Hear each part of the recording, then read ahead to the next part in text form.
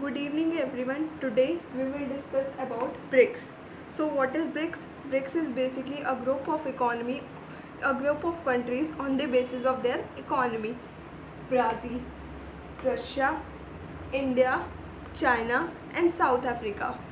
You might got a confusion that why there is South Africa, because South Africa is considered to be as a slow growth, means वहाँ की जो economy है, वहाँ की जो growth rate है वो बहुत ही ज़्यादा स्लो है. So we will talk about it as well. First of all, foundation story.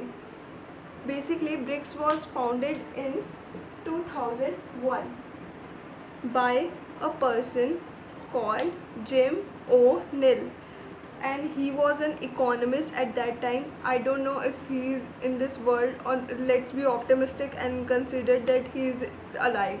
So his bank name is Goldman Sachs. Yes, Goldman Sachs. Basically वो इकोनॉमिस्ट था जिसका अपना खुद का बैंक था, जो कि जिसका नाम था गोल्डमैन सेक्स. तो he discovered in 2000, near about 2000-2001, that Brazil, India, Russia and China will be or would be the fastest growing economy in the world. So why not let's group it up. So that's why in 2001 they make it called as BRIC. There was no South Africa then. Okay, so this was its foundation story. Let's talk about aim. Its aim is stable development. Basically, these 5 countries are taking their aim as a stable development. Second, promote trade among each other, like India and China now trading at a very good, we will say, बहुत अच्छे rates पे कि India is taking more imports than exports. So this might be the India's weakest point, but we will talk about it later. Second is promote trade among each other. Third is bring reasonable change in IMF and WHO. IMF and WHO are basically international organizations. So mostly basically we will see कि IMF और WHO में काफ़ी ज़्यादा ही western culture का प्रभाव है, western culture का effect है, बेसिकली US का. अगर यहाँ का कोई अध्यक्ष, कोई सेक्रेटरी कुछ भी बनता है तो mostly of the time US से ही होता है. तो ऐसा क्यों? तो ब्रिक्स ने अपना एक बैंक बनाया. They founded a bank called NDB, New Development Bank. What was the reason to found a new development bank? The reason was to reduce their dependency on IMF, Indian Monetary Fund. Basically, Indian Monetary Fund is an international organization who provided funds at a low interest rate to the other countries. But sometimes US considered it as a golden opportunity and harassed that country. Basically वो उनसे अपने फ़ायदे निकलवाता है US, कि तुम हमारे ये support दो तब हम तुम्हें लोन देंगे, which is very wrong, because IMF is considered to be as an international organisation.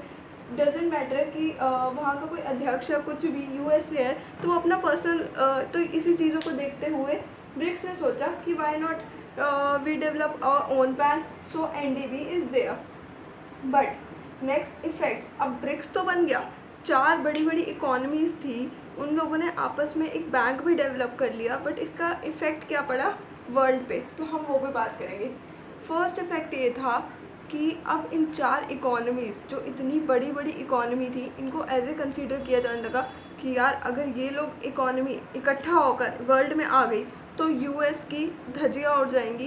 Basically ये वर्ड कहना गलत होगा, बट ये रियल टर्म में था कि US को फिर कोई भी सपोर्ट नहीं करेगा, क्योंकि हर कोई इन 4 कंट्रीज़ के पीछे भागेगा. तो इस वजह से पहला इफेक्ट ये था कि US के दिल में अंदर ही अंदर एक डर पैदा हो गया. सेकेंड इफेक्ट ये था कि इन 4 कंट्रीज़ ने मिलके IMF से जो रेट्स मिलते थे, जिस रेट पे लोन मिलता था, उन रेट्स को फ्लक्चुएट करवाया. फ्लक्चुएट करवाया मतलब कि जो छोटी कंट्रीज थी उनके फेवर में कराया, which is a very good thing. ऐसे ही छोटे छोटे कई इफ़ेक्ट्स चले, जिसका फ़ायदा आने वाले टाइम में हो सकता है दोबारा से इंडिया और चाइना को हो. बट इंडिया चाइना के अभी भी रिलेशंस बहुत ज़्यादा ख़राब चल रहे हैं, तो उसके चलते हुए हो सकता है कि ब्रिक्स पर भी उस चीज़ का एक बुरा इफेक्ट पड़े। Next, summits. Now till now 11 summits, basically अभी तक 11 समिट्स हो चुके हैं, और जो फर्स्ट समिट था इनका, that was held in Russia in 2009, but at that time south Africa was not part of BRICS. So after 2009, basically 2009 में पहला समिट क्यों हुआ, जब ऑर्गेनाइजेशन 2001 में ही डेवलप हो गई थी। द रीज़न वाज दैट कि 2008 में एक फाइनेंशियल क्राइसिस, एक इकोनॉमिक क्राइसिस आया, जहाँ पे पूरे वर्ल्ड की इकोनॉमी नीचे चली गई। तो उस अकॉर्डिंग से जब इन चारों ने नोटिस किया कि यार इकोनॉमी नीचे गई, फिर भी हमारी ग्रोथ हुई, पूरी वर्ल्ड की इकोनॉमी नीचे जा रही है, still India, China, Brazil and Russia grow कर रहा है, तो उनको लगा कि यार इस ऑर्गेनाइजेशन पे अब ध्यान देने की ज़रूरत है। तो उन लोगों ने 2009 में फर्स्ट समिट किया। उसके बाद 2009 के बाद 2010 में साउथ अफ्रीका को लगा यार मुझे ज्वाइन करना चाहिए। जैसे और कंट्रीज़ होते हैं अपनी ईगो रखते हैं कि यार इनविटेशन नहीं आया तो हम कैसे ज्वाइन करें, बट साउथ अफ्रीका को लगा कि नहीं, तो उसने इनविटेशन भेजा ब्रिक्स को, मतलब एक ऑफ़र भेजा कि यार प्लीज़ मुझे भी ऐड कर लो। तो इस तरीके से साउथ अफ्रीका भी इनमें ऐड हो गया। ये थी पूरी ब्रिक्स की होल स्टोरी। होप सो आपको ब्रिक्स का मैटर क्लियर होगा।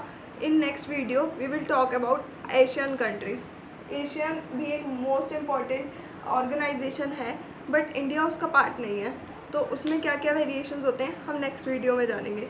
तब तक के लिए बाय बाय।